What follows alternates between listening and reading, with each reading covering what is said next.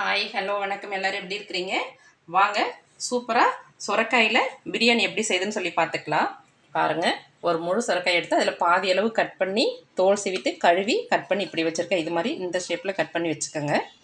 அப்புறம் நார்மலான பொன்னி அரிசியை நான் எடுத்துருக்கிறேன். சாப்பாட்டு அரிசி இருக்கு இல்லையா, அதில் ஒரு சின்ன டம்ளரில் ஒரு 3 டம்ளர் எடுத்து நல்லா கழுவிட்டு ஊற வச்சுருக்கேன். ஒரு 10 நிமிஷம் ஊறி இருக்குது. இப்போ நம்ம தாளிக்கும் போது ஒரு 10 நிமிஷம் ஆகும். கரெக்டாக ஒரு 20 நிமிஷம் ஊறினா கரெக்டாக இருக்கும். நம்ம சாப்பாட்டு அரிசி எடுத்துக்கலாம்.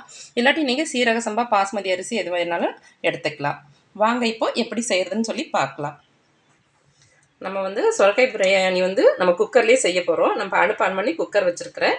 அதில் ஒரு 3 ஸ்பூனு தேங்காய் எண்ணெய் சேர்த்துக்கலாம். தேங்காய் எண்ணெயில் செய்யும் போது டேஸ்ட் ரொம்ப நல்லாயிருக்கும். எண்ணெய் நல்லா காயட்டும். 2 பிரிஞ்சி இலை இது மாதிரி கிள்ளி சேர்த்துக்கலாம். அப்புறம் சின்ன துண்டு கல்பாசி,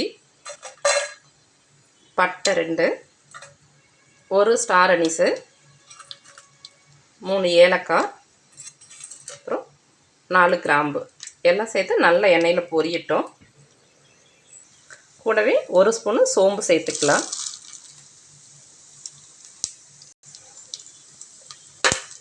பாருங்கள், நல்லா பொரியுது. இந்த ஏலக்காய்லாம் நல்லா பாருங்கள் பொரிஞ்சு வந்துருச்சு. இது மாதிரி நல்லா எண்ணெயில் பொரியணும்.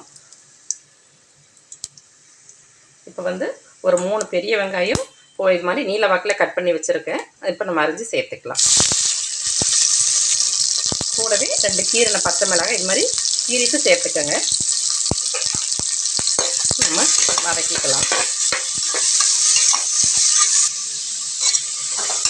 நல்லாவே வதங்கணும். சுரக்காய் உடம்புக்கு ரொம்ப ரொம்ப நல்லது. உங்களுக்கே தெரியும், நல்ல ஹார்மோன்களையெல்லாம் சுரக்க செய்கிறதுனால தான் சுரக்காய்க்கு சுரைக்காய் அப்படின்னு பேர் வந்துச்சு. அதனால் நம்ம அடிக்கடி சுரக்காய் பச்சடியாவோ இல்லை கிரேவியாவோ இல்லை சாம்பார் அது மாதிரி சேர்த்துக்கலாம். இது மாதிரி பிரியாணி செஞ்சு சாப்பிட்டீங்கனாலும் குழந்தைங்கலேருந்து பெரியவங்க வரைக்கும் எல்லாருமே நல்லா சாப்பிட்டுப்பாங்க.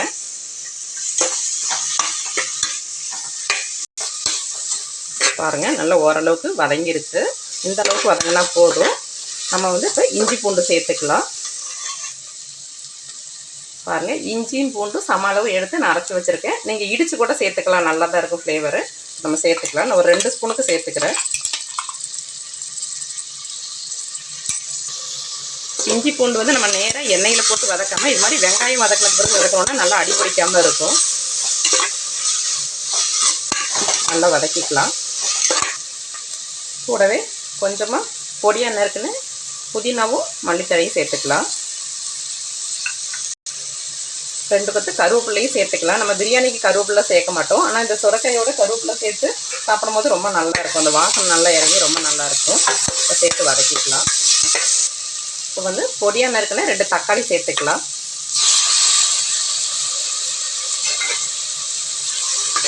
சேர்த்து நல்லா வதங்கட்டும். பாருங்கள், தக்காளி வெங்காயம் எல்லாம் சேர்ந்து நல்லா வதங்கிருச்சு. இப்போ நம்ம மசாலா சேர்த்துக்கலாம். கொஞ்சமாக மஞ்சத்தூள், 1/4 ஸ்பூனுக்கு கம்மியாக மஞ்சத்தூள் சேர்த்துக்கலாம். 1/2 ஸ்பூனு தனி மிளகாத்தூள். உங்களுக்கு காரத்தை எவ்வளோ தேவையோ அந்தளவுக்கு நீங்கள் எவ்வளோ ரைஸ் எடுக்கிறீங்களோ அதுக்கு தகுந்த மாதிரி மிளகாத்தூள் சேர்த்துக்கோங்க. சேர்த்து நல்லா கலந்துக்கலாம். நான் கொஞ்சமாக தான் எண்ணெய் சேர்த்துருக்குறேன். நம்ம கடைசியாக கொஞ்சம் நெய் சேர்ப்போம். நீங்கள் மசாலாவுக்கு தகுந்த மாதிரி எண்ணெயை சேர்த்துக்கோங்க. அடி பிடிச்சிடாமல் கிளறிக்கோங்க. பாருங்கள், மசாலா நல்லா ரெடி ஆயிடுச்சு. இப்போ நம்ம சுரக்காயை சேர்த்துக்கலாம். இப்போ கட் பண்ணி வச்சுருக்க சுரக்காயை சேர்த்துக்கலாம்.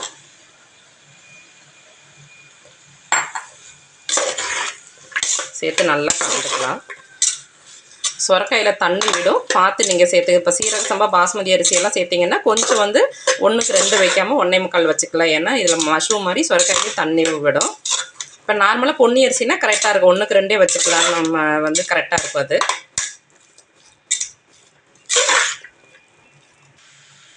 கூடவே 1 ஸ்பூனு தயிர் சேர்த்துக்கலாம். நீங்கள் தயிர் சேர்க்காட்டி தக்காளி 1 கூடுதலாக சேர்த்துக்கலாம்.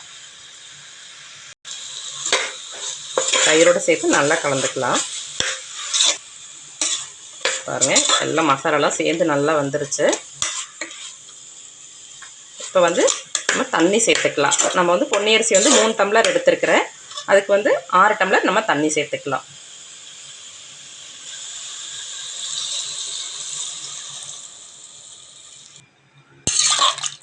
தண்ணி சேர்த்தாச்சு. நம்ம இன்னும் உப்பு சேர்க்கல. அரிசியை சேர்த்து உப்பு சேர்த்துக்கலாம் நம்ம.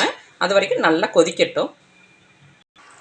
பாருங்கள், தண்ணி நல்லா கொதிச்சு வந்துருச்சு. இப்போ வந்து நம்ம அரிசியை சேர்த்துக்கலாம். நான் நல்லா அரிசி வந்து 2 டைம் எடுத்து கழுவிட்டு வடிகட்டி வச்சுருக்கேன். இப்போ நம்ம அதை சேர்த்துக்கலாம். நல்லா கலந்துக்கலாம். இப்போ வந்து உப்பு சேர்த்துக்கலாம். உப்பு பார்த்து தேவையான அளவுக்கு சேர்த்துக்கோங்க. அரிசி சேர்த்ததுக்கு பிறகு நம்ம உப்பு சேர்த்தோம்னா கரெக்டாக இருக்கும். இப்போ வந்து உப்பு காரம்லாம் இந்த ஸ்டேஜில் பார்த்து நீங்கள் பத்தலைன்னா சேர்த்துக்கோங்க. இப்போ எனக்கு எல்லாம் கரெக்டாக இருக்குது. நான் கொஞ்சமாக புதினா சேர்த்துக்கிறேன். 1 ஸ்பூனு நெய் சேர்த்துக்கலாம்.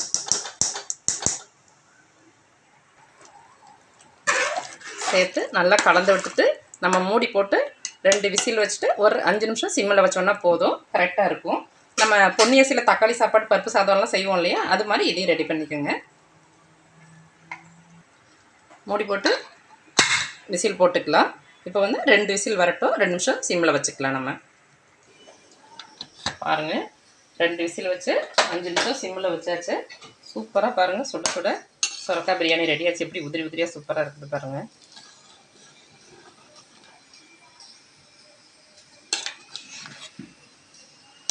டேஸ்ட்டும் ரொம்ப ரொம்ப நல்லா இருக்கும். எடுத்துக்கலாம்.